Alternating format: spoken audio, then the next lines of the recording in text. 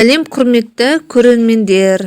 Мен сіздерге наурыз айының басында еккен көкөністерімнің хал жағдайын көрсетем қазіргі. Мынау алдарыңыздағы помидор. Стаканға егіп қойдым. Даланың егіннің топырағы мен дүкеннің топырағын араластырдым. Мінекей астында тамыры бар. Осылай жерге еккен кезде осы топырағымен егетін боламын стаканнан алып.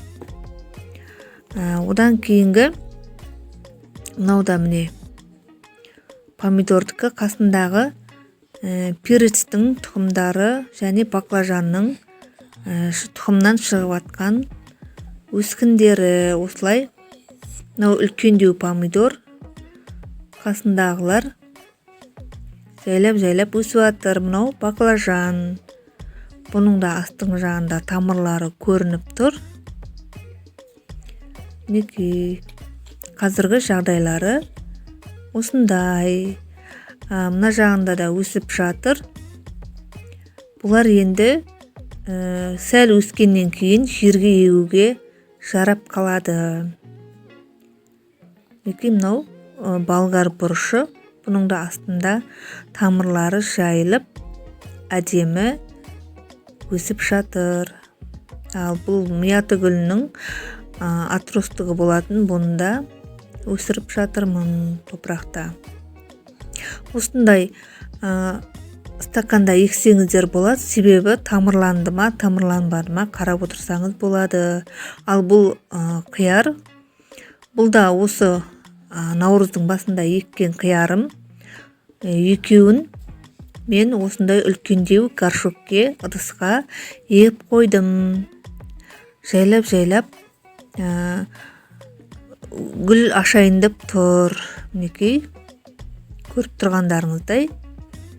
Енді бұл жер сұрап тұр қазір. Бұйырса алдағы уақытта жерге егіп сіздерге тағы да видеоларымды көрсететін боламын. Қиярдың басындағы өсіп кеткен мұртшаларын қиып тұрғаныңыз жөн. Осылай мен бір бағытта өсірем деп жан-жағындағы өсіп жатқан жерлерін алып тастап отырмын. Ал мынау тағы да қиярларым және помидорларым. Бұлар да тамырланып, жайлап өсіп жатыр. Мінекей.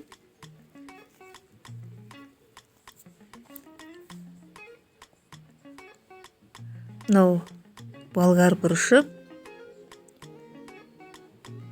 Қазіргі жағдайы осы көкөністердің.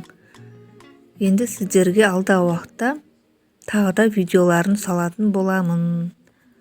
Видеоларым ұнаса, лайк басып, пікірлеріңізді жазып отырыңыздар. Сіздермен бірге болған Назгүл. Сау болыңыздар.